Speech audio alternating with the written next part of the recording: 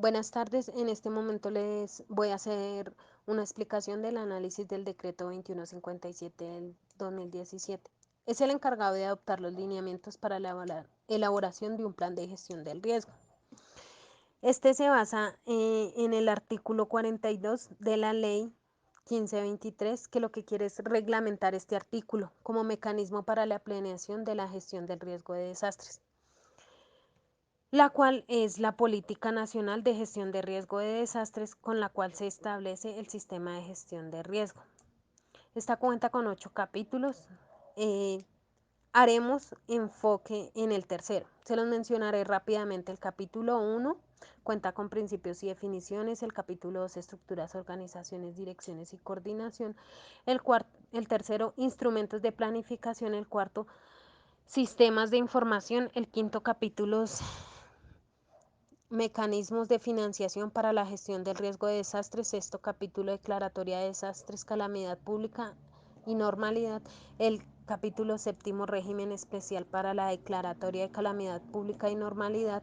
El capítulo 8 nos habla de las disposiciones finales. Si nosotros vamos a esta y la leemos, nos damos cuenta que en el capítulo 3 o el capítulo 3 es el que cuenta con el artículo 42. Que nos habla de los instrumentos de planificación, el cual es donde se empieza a hablar sobre los planes de empresas públicas y privadas. Además, se debe tener en cuenta qué es la gestión del riesgo. Es un proceso social, el cual orienta hacia la formulación, ejecución, seguimiento y evaluación de unos planes y políticas, programas y estrategias, regulaciones, instrumentos y medidas y acciones con el fin del conocimiento del riesgo. ¿Esto para qué? Pues para reducir el riesgo y con el fin de dar un manejo en caso de un desastre. Teniendo en cuenta el conocimiento y la reducción del riesgo son antes de cualquier situación. Y el último siendo o teniendo en cuenta que es el manejo. Si hacemos un análisis detallado o una lectura detallada, nos damos de cuenta que estos cuentan con unos principios en los que están la igualdad, la protección, la precaución, la sostenibilidad ambiental, el sistemático, la gradualidad, entre otros. Se debe tener en cuenta que estos planes aplican en el sector territorial, teniendo en cuenta que estos serían los departamentos, municipios, también en el sector de empresas públicas y privadas, y en el institucional, el del Estado. Que para llevar a cabo se deben tener en cuenta unos componentes. El primero es una estructura organizacional.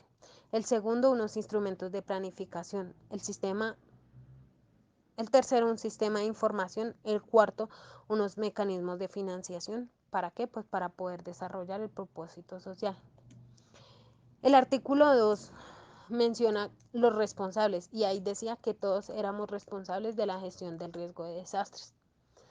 También teniendo en cuenta esto, se realizó yo hice como una investigación de las leyes que también abarcan eh, más planes.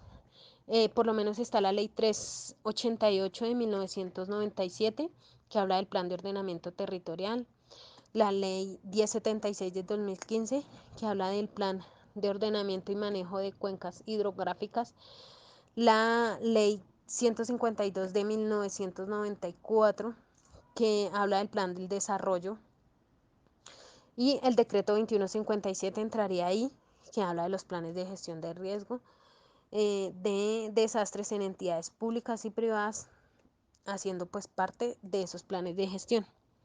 Si realizamos, bueno, yo realicé como una comparación entre qué era lo que quería decir al principio del decreto 2157 y el artículo 42.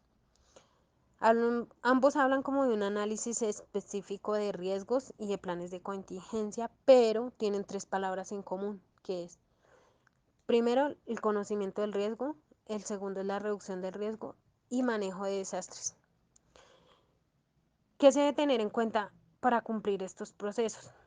Primero debe haber una planificación con los demás. Además de esto, pues se debe conocer el riesgo. Esta es la base o una temática para desarrollar los procesos de reducción y manejo. Es necesario, uno, pues conocer los riesgos que están alrededor, cuáles son esos fenómenos que nos amenazan la organización o la empresa. De ahí partimos a estimar o a identificar cuál es la afectación, qué tanto nos va a afectar y cómo nos va a afectar, o sea, cuál sería la causa. A eso sería la vulnerabilidad que tenemos en cuanto al riesgo. Cuando tenemos en cuenta el riesgo y la amenaza, esto nos da una vulnerabilidad. Con esos factores tenemos que tener en cuenta que la ley 1523 nos habla de unos fenómenos amenazantes que son la naturaleza, antrópicos y socionaturales. Cuando identificamos cualquiera de estos peligros, las causas, la probabilidad con que pueda ocurrir, se puede articular cuánto o qué tan débil somos en la empresa. Allí identificaríamos la vulnerabilidad o la debilidad de la empresa, el daño, la pérdida de los elementos que podemos tener. El análisis de eso, ¿cómo sería? Alto, medio o bajo. Esto se hace después de realizar el análisis y la valoración del riesgo. Esto sería el resultado. Después de, primero pues tenemos que priorizarlos, organizarlos, cuáles son los más altos, cuáles son los que nos van a afectar más y pues asimismo intervenirlos. Primero se da una intervención de lo que podemos mejorar, de lo que puede prevenirse, luego hacemos una correctiva y pues luego haríamos una protección financiera, porque pues hay cosas o hay casos donde nos quedaría muy difícil prevenir. Después de ello, debemos de tener en cuenta primero que esto se hace mediante el planear, el hacer, el actuar y el verificar.